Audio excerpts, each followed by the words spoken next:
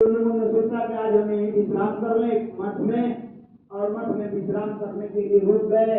सेवा को भोजन क्या बनेगा, बाटी चोखा चावल दाल अचार सलाद ये सब अगर बिताया जाएगा तो विलम्ब हो गया, काफी विलम्ब होगा।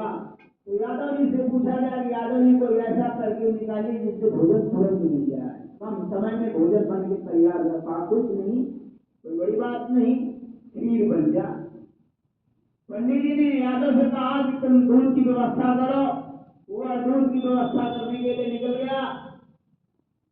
मौलवी साहब कहा कि आप चावल चीनी गरी मुनक्का ले आओ। वो गरी मुनक्का के लिए निकल पड़े चावल चीनी के लिए, और पादरी से कहे कि आप इसको पकाने के लिए जलावन की व्यवस्था करिए।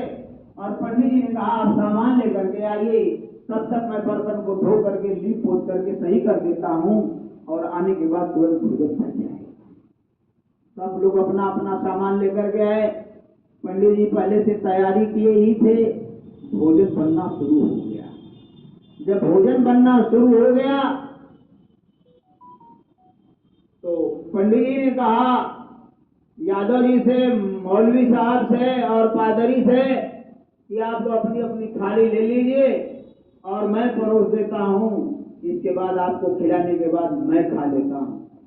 उस बर्तन जिसके अंदर बना था वो खीर, जब पंडित जी ने उसको खोला इतनी अच्छी खुशबू आई कि पंडित जी के मन में कुछ पाप समा गया। उन्होंने कहा इतना महक रहा है, इन सबों को दे देंगे तो मजा नहीं आएगा, ऐसी कोई तरकीब निकालो जिससे इनको कम मिले हमको ज्यादा मिल जाए।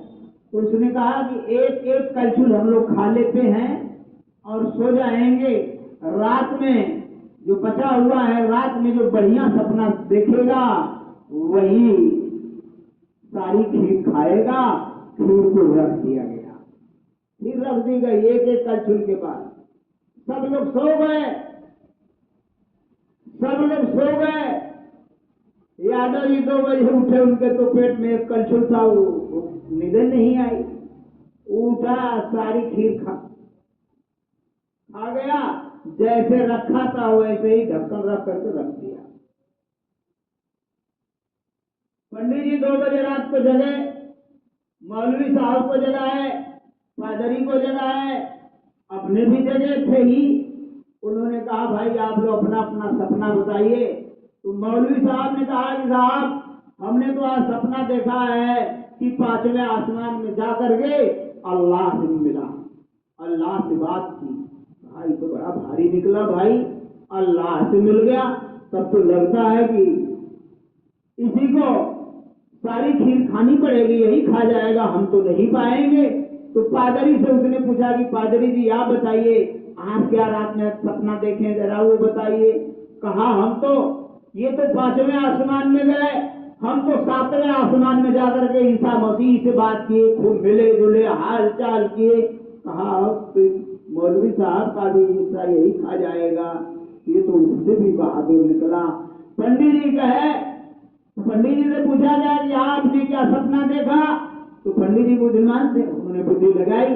कहा हम तो क्षीर सागर में चले गए, भगवान विष्णु हमारे सिर के पास बैठ गए, भगवान विष्णु हमारे सिर के पास बैठ गए और लक्ष्मी जी मेरा पैर दबा रही थी। तो सबसे भारी पंडित जी हो गए। यादव जी खा करके एकदम मस्त से एकदम फर्राटा भर रहे थे।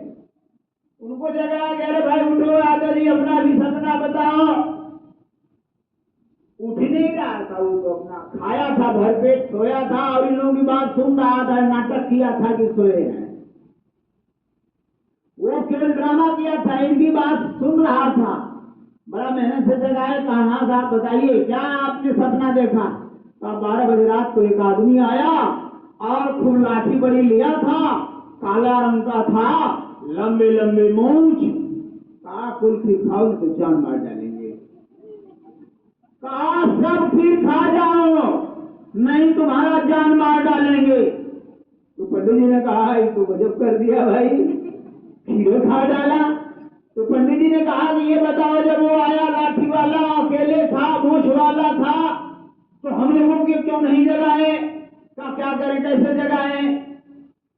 मौलवी साहब 5वें आसमान में, पादरी साहब 7वें आसमान में, और आप क्षीर सागर में जाकर के लक्ष्मी से पैर दबा रहे थे। हम आप लोगों को बुलाने जाए तब तक तो मेरी जान ले लेता, मैं डर के मारे सारी थी।